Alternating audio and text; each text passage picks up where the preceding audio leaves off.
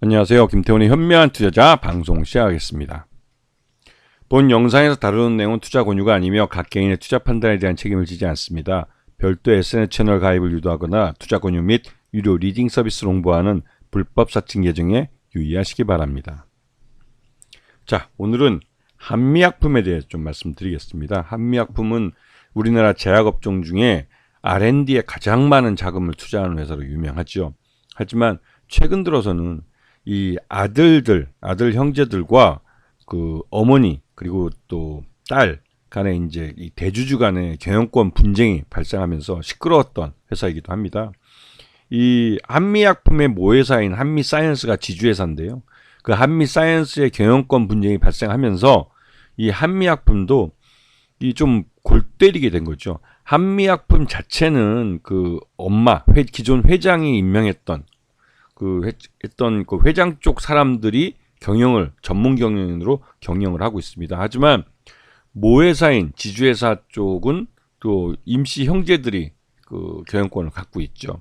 그래서 지주회사인데도 이 한미약품에 대해서는 경영권을 행사할 수 없는 이런 웃긴 그 상태가 좀 오래됐습니다. 그러다 보니 이 경영권 분쟁 때문에도 이 기업을 그러니까 성장시키는 데 투자를 온전히 할 수가 없는 상태였죠. 특히나 이 지주회사와 이 사업 자회사 간에 경영권이 엇갈려 있기 때문에 한미약품이 제대로 된 R&D에 집중하기에는 좀 어려운 측면이 있었습니다.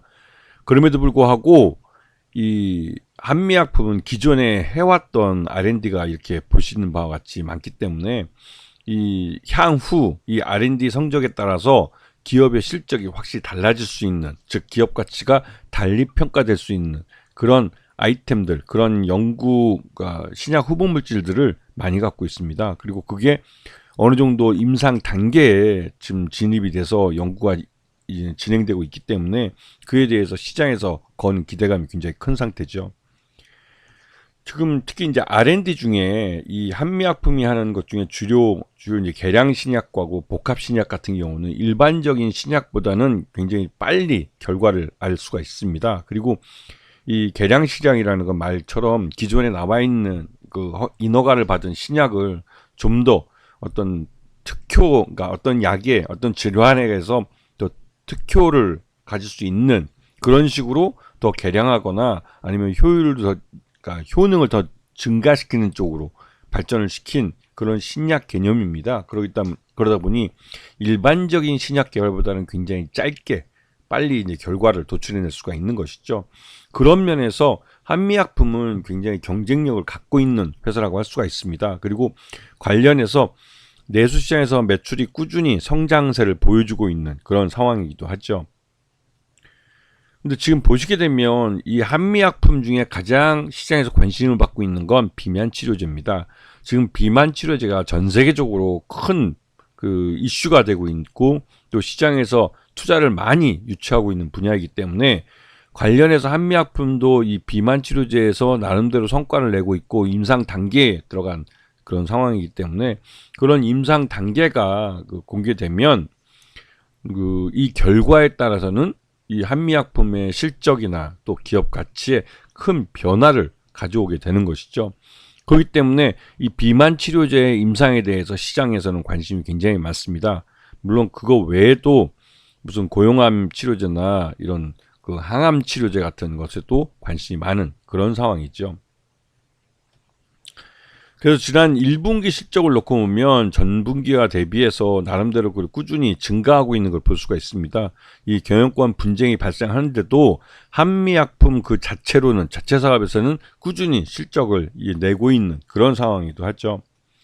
그래서 지금 연결포괄손익계산서 3분기까지를 보시게 되면 매출 외형도 증가하고 영업이익도 증가하면서 당기순이익도 증가한 것을 확인할 수가 있습니다. 그런 면에서 한미약품의 이런 실적 개선은 주가에 제대로 반영되지 못한 그런 모습을 보여주죠. 이거는 어디까지나 그 모회사인 지주회사인 한미사이언스의 불확실성이 컸기 때문에 그러한 내용들이 주가 할인 요인으로 작용을 하고 있었던 겁니다. 왜냐면 뭐 OCI의 회사를 매각한다 뭐 이런 어수선한 분위기 때문에도 이 경영권에 대한 불확실성 이런 것 때문에도 한미약품에 제대로 투자를 못한 것이죠. 그래서 한미약품 같은 경우는 지금 최대주 쪽이 41.42%의 지분을 갖고 있고 국민연금이나 신동국 회장까지 보유한 걸 생각하면 전체 물량의 약 60% 정도가 잠겨 있는 물량입니다. 그래서 물론 국민연금은 지분을 시장에서 매각할 수가 있습니다. 하지만 이제 장기적으로 이 한미약품을 가져가고 있기 때문에 그렇게 이제 쉽게 매물이 돼서 나오진 않고 있죠. 그래서 실제 유통 가능한 주식수는 40%가 채 안 되는 그런 수준으로 알려져 있습니다. 자, 그래서 지금 한미사이언스가 지주회사고 그 밑에 지금 사업자 회사로 한미약품이 있고요. 이 한미약품이 이제 제약을 하고 있고 R&D를 하는 그런 회사이기도 합니다. 그리고 한미사이언스는 이런 한미약품의 계열사들을 지배하기 위해 만들어진 지주회사죠. 네. 그리고 지금 한미사이언스의 지분이 지금 대주주연합회와 형제들 간에 치열하게 경쟁을 벌여왔지만 결국은 임종윤 씨가 보유하고 있는 지분을 이쪽 대주주연합에 넘기면서 실질적으로 지금 전체 이 지분 63.7% 거의 50%가 넘어가서 이제 경권 분쟁이 완전히 종식된 거를 확인할 수가 있습니다. 왜냐면 말 그대로 50% 플러스 한 주 이상을 가졌기 때문에 이사회 임원들을 대주주연합이 원하면 언제든지 임명하기도 하고 해임할 수도 있는 숫자를 확보했기 때문에 그렇습니다. 그래서 지금 한미사이언스의 경영권 분쟁이 일단락이 됐고 이에 따라서 한미약품도 예전에 말했던 것처럼 전문 경영을 중심으로 경영을 해가는 쪽으로 경영권이 안정화될 가능성이 크죠. 그렇게 되면 경영권 분쟁에 대한 그런 주가 할인 요인이 사라지게 되고 이제는 주주 가치를 제고할 수 있는 정책들을 내놓을 가능성이 큽니다. 이미 한미사이언스의 경영권 분쟁이 끝나면서 한미사이언스 주가를 10만 원 이상으로 만들겠다라고 얘기를 했고 이 10만 원 이상 만드는데 가장 기본은 한미약품의 주가가 오르는 겁니다. 왜냐면 이 한미사이언스가 보유하고 있는 지분 가치가 올라가기 때문에 한미사이언스의 주가도 같이 동반해서 밀어 올려지게 되는 것이죠. 그렇기 때문에 지금 이 한미약품의 지주회사 한미사이언스의 경영권 분쟁이 종식이 되면서 주주가치 제고에 대해서 시장에서 이제 기대감을 갖게 된 것이죠. 내년 3월 달에 정기주총할 때 그 전이나 이 한미약품과 한미사이언스의 주주가치 제고를 위한 여러 가지 방안들이 시장에 나올 가능성이 큽니다. 그에 대한 기대감이 이제 주가에 본격적으로 반영될 가능성이 큰 것이죠. 그리고 무엇보다도 지금 한미약품의 지금 주가가 단기적으로 급락을 했는데 이건 시장 전반에 걸친 시장 리스크에 의해서 하락한 부분이 크고요.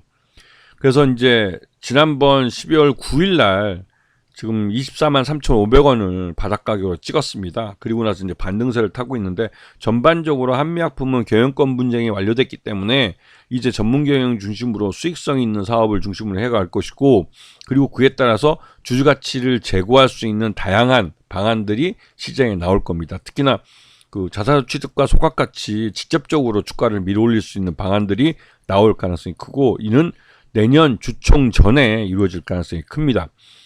그래서 한미약품 같은 경우는 지난 3분기 실적 기준으로 봐서 적정 주가가 38만 원 정도로 평가되고 있기 때문에 지금 현재 주가는 거기서부터 상당히 저평가되어 있는 상태죠. 그래서 이런 실적을 주가에 반영하는 주가 흐름이 먼저 나타나고 내년 3월 달에 정기주총 이전에 나름대로 이제 주주가치 제고 방안들이 나오면 그러한 부분이 플러스 알파로 주가에 작용할 가능성이 크죠. 이런 부분들을 잘 보시면서 한미약품 같은 경우는 한미사이언스도 마찬가지지만 이제는 경영권 분쟁이라는 이런 색안경을 벗고 제대로 된 기업 실적과 R&D 이런 가치들을 보면서 투자를 하셔야 될 것 같습니다. 아시겠죠? 자, 오늘 방송 여기서 마치겠습니다. 감사합니다.